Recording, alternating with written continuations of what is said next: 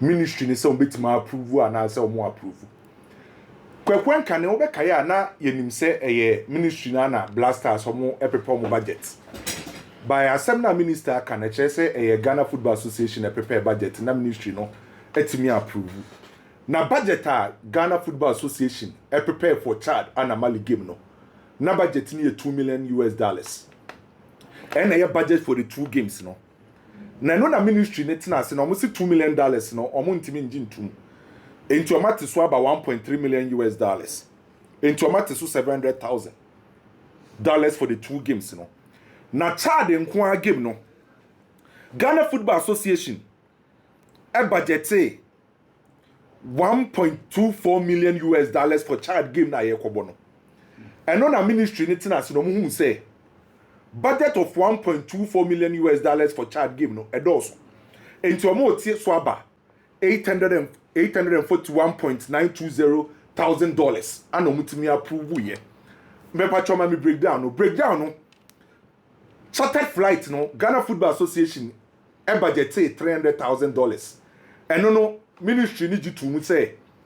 ne kwai so ano no nti omo approve ye per dem no omo si 26 players no $150 and no so ministry na approve ye o check 27 officials per dem no so $200 omo approve ye accommodation or Chad players ni officials na $250 and so omo approve ye incidental expenses ni say and only ye omo akwadru no maybe say cost bi betima extra cost bi betima ba no mo am budget am fa nka the main budget no hunti no incidental expenses no mo budget $60,000 and no ministry ni approve $20,000 meals eduane ombedi wo child no $80 and so mo approve ye bonuses for the players FNI approve budget $10,000 ministry ni etimi $5,000 na 2 mu bonuses for head coach no ministry ni ka say FNI ka say $20,000 and so ministry no je $10,000 2 mu esani aba kwaku nsem ne doso na kwaku the woman here say after sa enu ankomo na eba aso nyina no mame Ghana Football Association almost so release omodi aba okay Ghana Football Association so aye release omodi aba say omo release ni ten na me born to farmer yetie for because of time omo say no omo hu de course so ministry no ne de minister de betu dwa no na mum because of match da ye nim no imrepem no Ghana Football Association ba be yi o ma no ma clarify ni o ma wo budget ai ba so no kwaku eno ne de efifo ndi aba na akwanya wo ho se bitima sha ase ana pacho statement we buy no ministry for no so akasa na yes almost so saying minister na ene wo Sport TV okay or say or hear statement na signed by communications why na your communication why na obi enim GF communications area asantu twum na obusa say ye hwan so on so department wo FA ho o we yi ano by kwaku de edika because say ne kwakran say or honestly go from a bad some the ball also the beba okay ti back and forth na say ye okay de edika the Ghana Football Association sebi chere ministry no sebi o mandua anko chere de edi kan no sa na wususu se sa na tie sa na wususu sa na ewo based on the statement okay chire mu na me hwe se dia o kan statement no mo de buy the paper for sa statement in the mama na enye se me twa ntro statement no almost because of matches na eda yenim no omo mba abontin sesie jesi abawi so the F any person omo chani ye say sanka wo se ministry ni the budget ni ba abontin pokra na nka wo se ebo match ni wie because budget no ebe distract Ghana attention o game nim o read F for statement na mumiem bia ya adwum ni ndi nkomo ene mate nkomo na sepa based on assembly na ministry Ghana Football Association dia ba o se omo de omba be claim yoma omba be yi omo ho anu a agesi abo matches na wie because they say what see focus e watch Chad animal game ni ho omo person ba be ya de bia Ghana for attention ebe free matches ne so So if Ghana Football Association say budget na about bonte no omede come at Ghana ministry no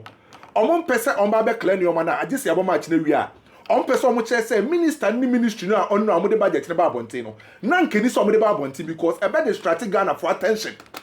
towards the game at the Ghana form never born number 9. First question am ehia me no.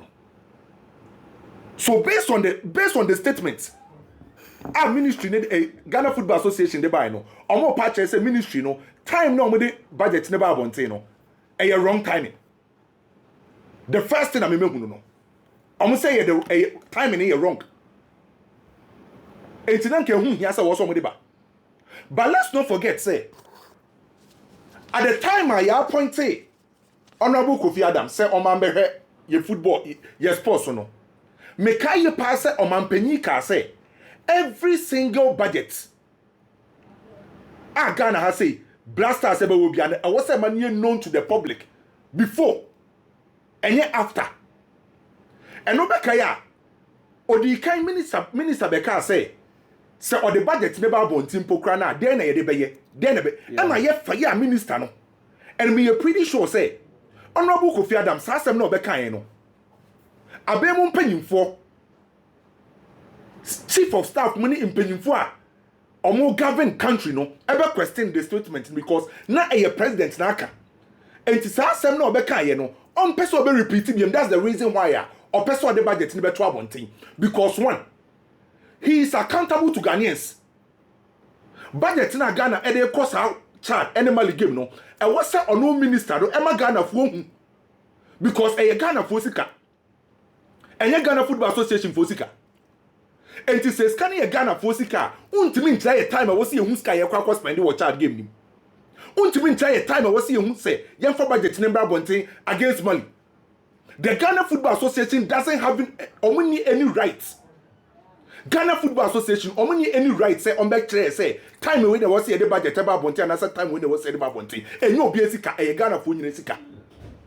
and the time about bonte no e was say timer a year before mostly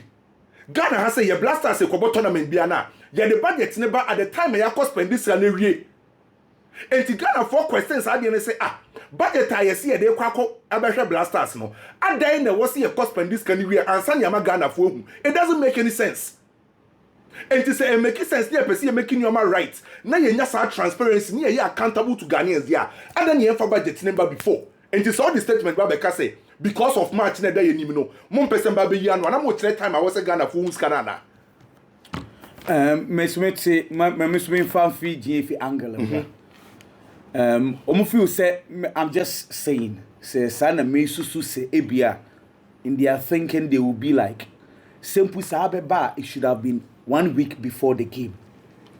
Then we can have our good discussions like the way we are doing. Then after that, bare 4 or 5 days, we are good to go. A day before game, the discussion should be on the game itself. Inti oka time na I'm just assuming say on car say emma after the game rather ebia at least a week krano so that we have our discussions. But we are just less than 24 hours before the game. And when Ghana has said some. Well, I'm just assuming say that is the thinking. Say ministry no problem be any. If you want to bring out these details, at least it should have been a week before. My assumption. Na time na budget ne beba no time aya na the budget ni sie no kwaku asema wo kan say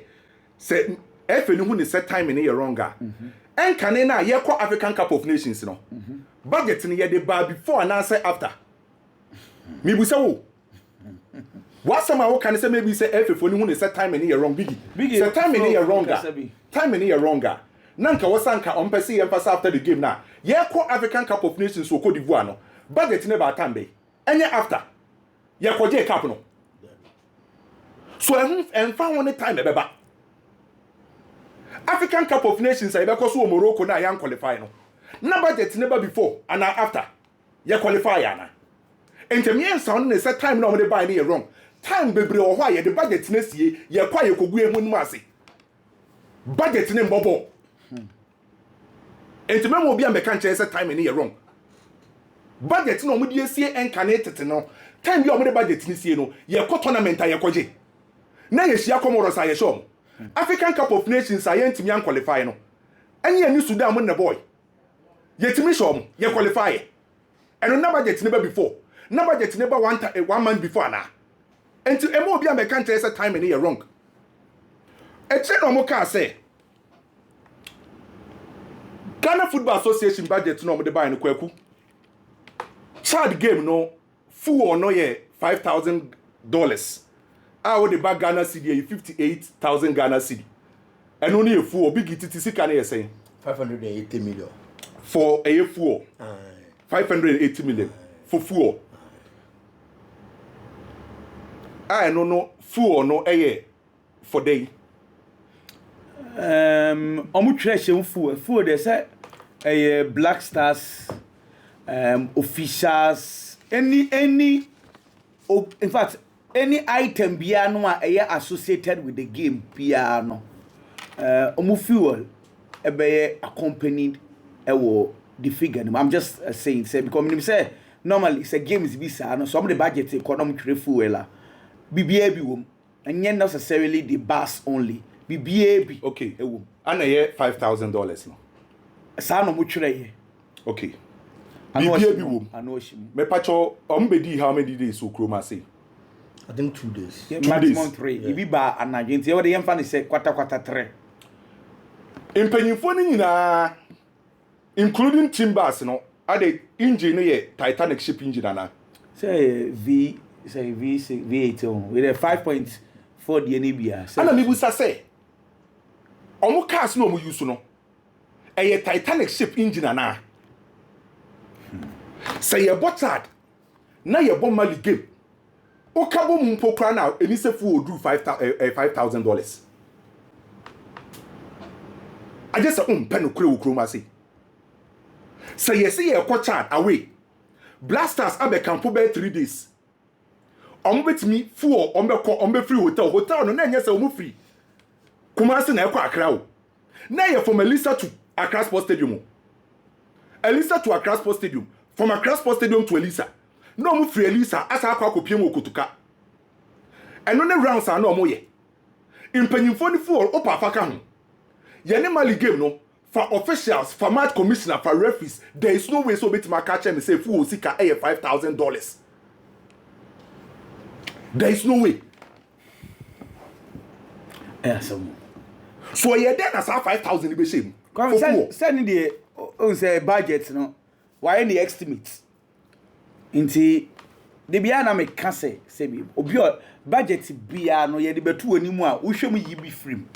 nti normally no say budget ba on aya na obi am blame ne kese pa na wo kenkan budget na wo approve ye no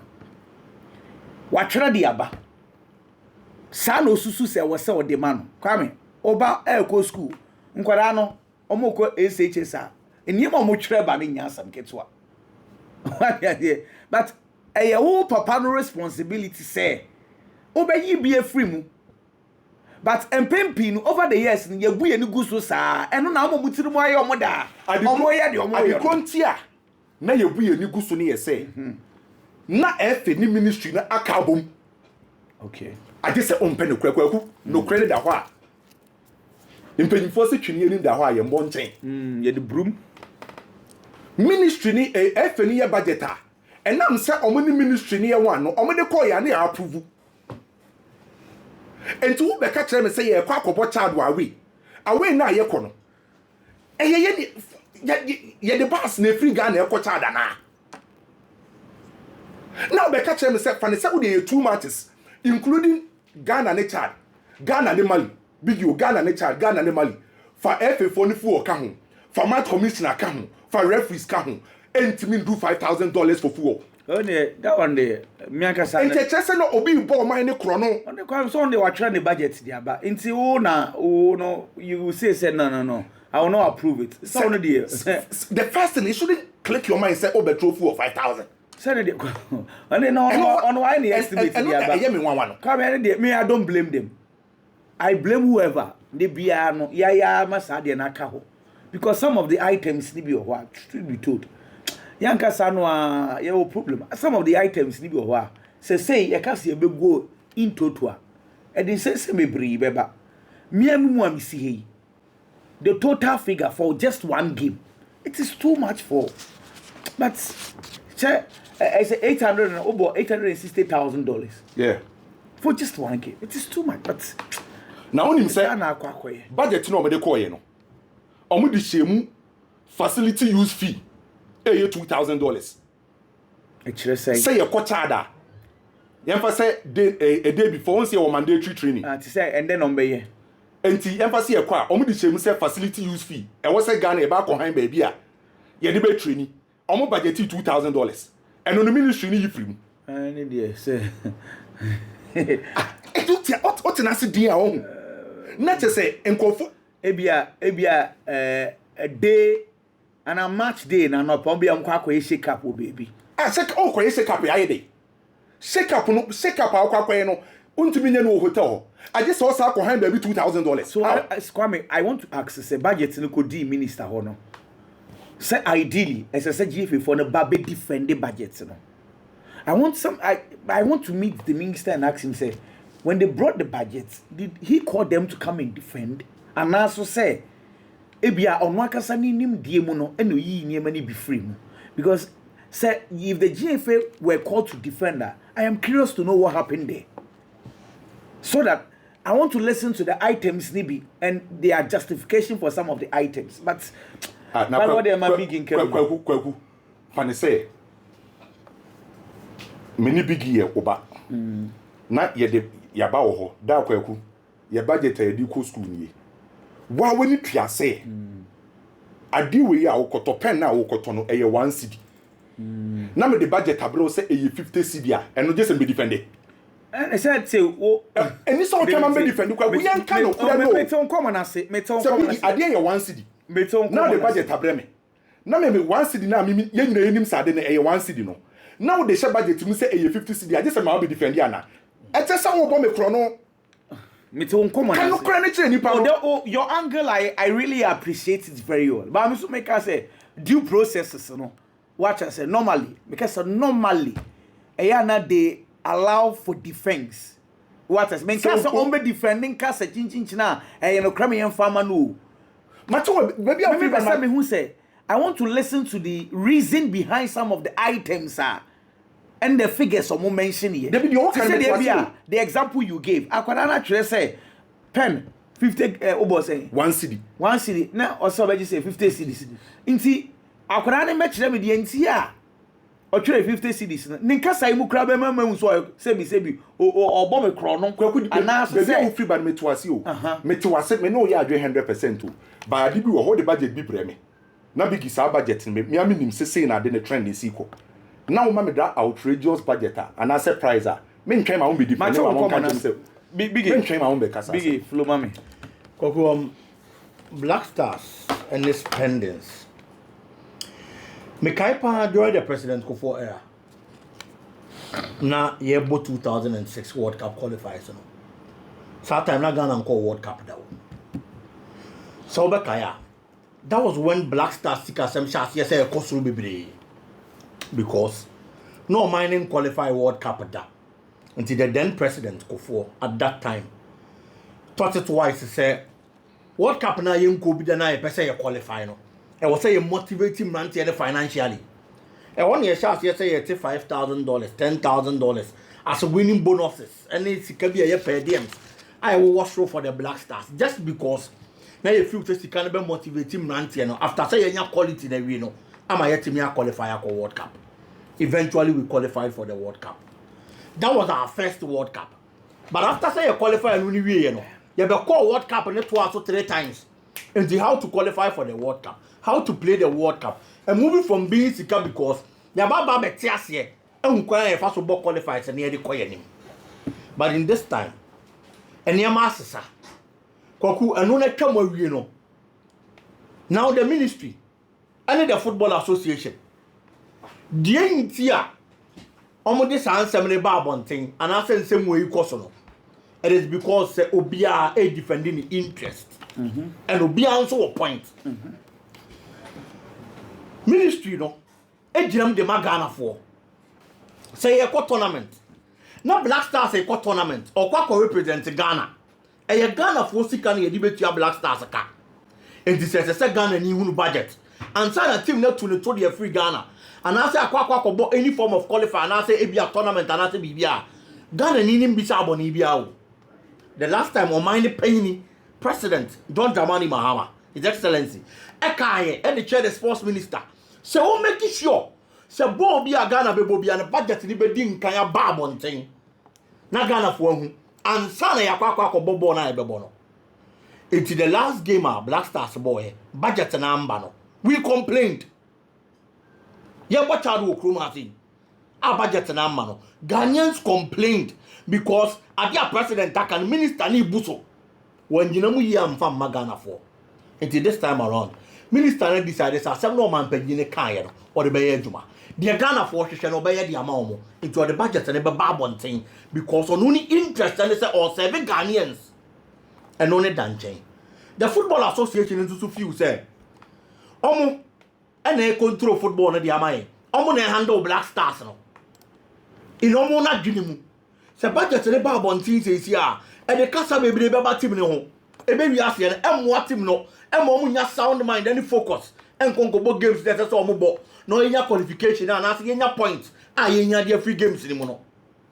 enti the football association into so no e was solid and a valid point but kwaku impedi for say so we yi a se nka wanim tei so ujidi sa dia wo ye no eye kwan papa so ujidi sa dia wo ye no boni bi anim ujidi sa dia wo ye no hwinsi a dia nti da budget ne ba bonte ye be hawo. That is the question I'm asking. Ghana kwa kobo chart. Game a ye kobo na away. Yes, if fuel and kwa ye spend it, $5,000. You know, sir, the ordinary Ghanaian tis asem we are. A better so the ordinary Ghanaian tis asem we are. And now you know by your guinea because you too much. And no know how now 1% be barbon thing and sani kwa kobo match no. That means there is a problem. Sikana ede kwa kobo chart game na ye saying $860,000. Koku put a bus this more. A 10 million Ghana cedis. 361,581. 10 million Ghana cedis. Oh. Me na was a fuck with you, mummy. Would you coach you more? It is 100 billion. A little above 100 billion. It is Kano. And no, they kwa kobo chart match no. The Football Association knows. Said the ordinary Ghanaian tisa asemuya. Na kuma beko sura kobasa e kwoti hate the Blackstars no. That is why Football Association need you nyaya. Na kama bonten kopim ti bebo matches na wie. Anasa nke ba antem. Na kasa bia beba hu bia na di nkan ba. Ansa ne akwa kobo matches no. It is just because omunim se sika ne wosoro dodo. And into the make say we ye ni ya anka wonim te. Uye liya nka budget ne ba abontin yi ebia sa bring ka ye bo Football Association na ba so say hey this time around there sikana e dey kwa kobo match we na wo form Football Association na ya there so the budget ka bi ne ko ye this time around there oh niema wo form baromo wo how because say omunim say sikana wo so ye den Ghana for be kasa obo $1 na ebia won che dem $860,000 ebia won che dem but what the background is kemwa it is kind of 100 billion and above and they kwa kobo one match until same say you know aya na emwa Blackstars no but won't be blame the odin some na ba bonten because aya Ghana for sika na model contest say Ghana for eti wo na wo de say sika na bae say sika na betimi amu akwa kobo match na nya success no wo na say onwuru say bia ensam fata ne de enhia bia anka obetimi ate so no oyi afrim bia no te so na anka yifrim se de be ye ba bontin po a obi ama menya ho asem nka because ministry ne de almost some Ghana for nti de Ghana for hia de Ghana for hwehwe de Ghana for pe ene se so mo ye mo kwaku